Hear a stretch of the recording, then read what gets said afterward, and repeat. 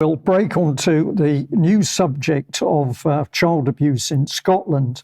And we have a guest today, Professor Diane McAdie, who's going to give us an update on what's been happening around the Fornethy women. Just to put this image up on screen, and this shows some of the women outside Glasgow Council with the banner "Release Our Records and End Our Fornethy Nightmare Now." We've got a second image here, which has actually got Professor Rasmussen McAdie herself with the Fornethy women. And Diane, I'd like to welcome you on to UK Column today, where you're going to give us a little update as to what's been happening. Welcome. Thanks, Brian. It's great to be here. Thanks very much for this. Those two photos were taken just last week at the meeting of the Petitions Committee. I will add that the first photo that you showed from outside, because although we requested mainstream media sources to come and cover the story and read a press release and make a statement about 20 minutes before they were supposed to be there, they phoned and had last-minute staff absences and suddenly could not be coming to cover this important event. So I did what I could. So thanks for showing that. Okay.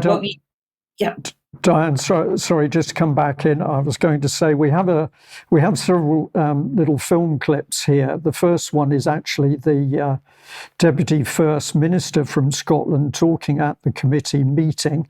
I was going to say, let's just watch this first clip to hear what she has to say, and then we'll bring you back in for a critique.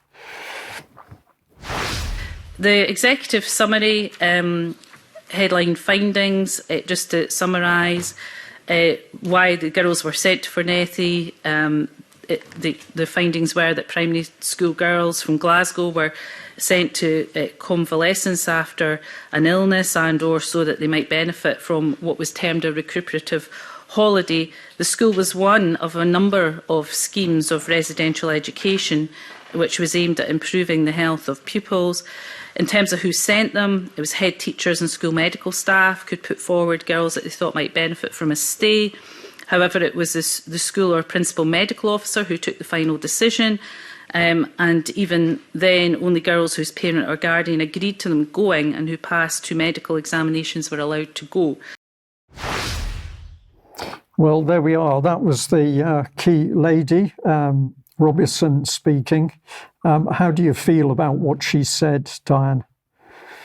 Well, just in those few seconds, there were a number of inaccuracies. First of all, there was one scheme of residential education, which was set up by what was then Glasgow Corporation back in 1945, which was set up post-war as an experiment within the city of Glasgow to see what would happen when different children were sent away for whatever amount of time. And there were a number of classifications that they assigned to these children.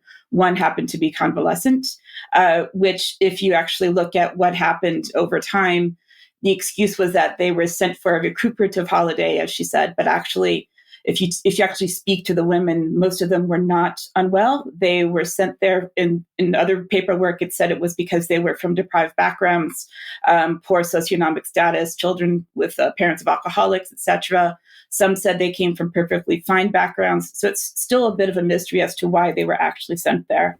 And the coercion is a really important thing because we see, as you'll see in some of the debates, about in loco parentis, which essentially meant that the parents really did not have a choice as to whether they were sent because there was legislation at the time that said in Scotland that children could be taken away from the custody of their parents and put into the custody of the state if the state decided that for whatever reason the parents weren't fit to keep their children in the house. So there are a number of inaccuracies here just in these first couple of seconds, which is from the opening statement. And I think we have some more that we can show as well. Yes, indeed. And we can say that if the girls weren't ill before they went to Fornethy, many of them were ill afterwards as a result of the treatment. But let's hear a little bit more about the records. It should be noted, though, that Fornethy is not unique in having no surviving logbooks. In terms of the records information on Fornethy that Glasgow City Council holds, basically what Dr. Fossey found is that Glasgow City Council holds no school records for Fornethy. The City Archives holds various series of Council Education Committee minutes, papers, reports and handbooks that talk of Fornethy and other schools in the schemes, but no individual records. In terms of what action Glasgow City Council has taken to find existing records, they have run their own internal searches in response to FOI and subject access requests.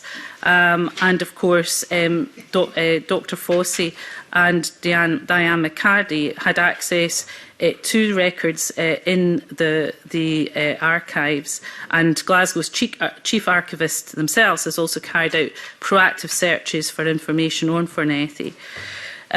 So I hope, Convener, that gives you a sense of what the remit was and what the kind of key findings that have been found are. So, Diane, I'm sure you've got something to say on that. Of course, she dropped your professional title as one comment, which we should note. Yes, that is something that Shona Robinson did herself, but the other MSPs who spoke with her did not. My title is actually professor, which only 10% of academics in the UK are assigned that title eventually. Dr. Fossey got her title throughout, and it was something that the women picked up on especially.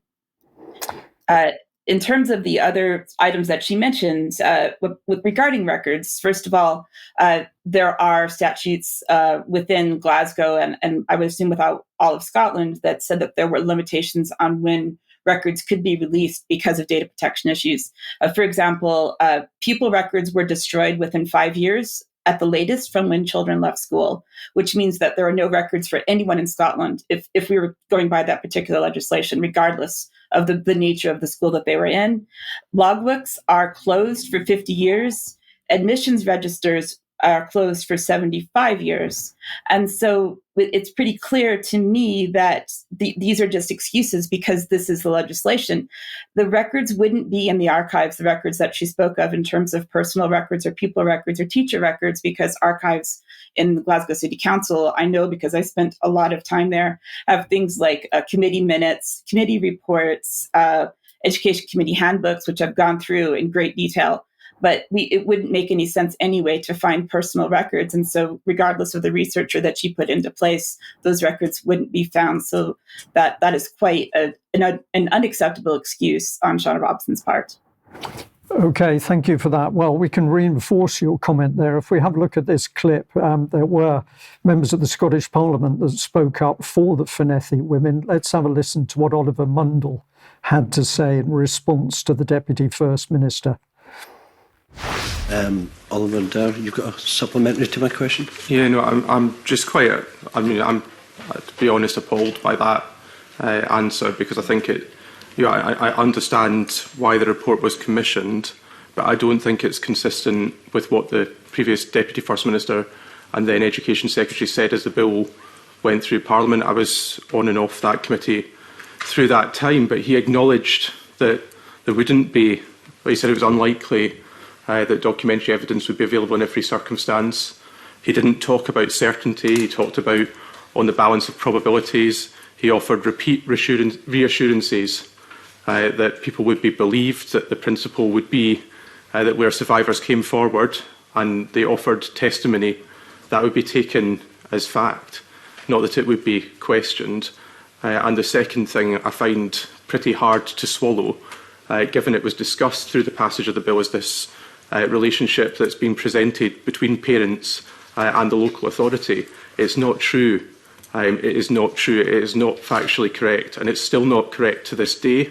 Local authorities, through social work, through education, wield a huge amount of authority over families, where they suggest things and direct things. Vulnerable families feel under pressure to accept them. It is not a relationship of equals, and I think it is wrong to categorise the relationship in that way.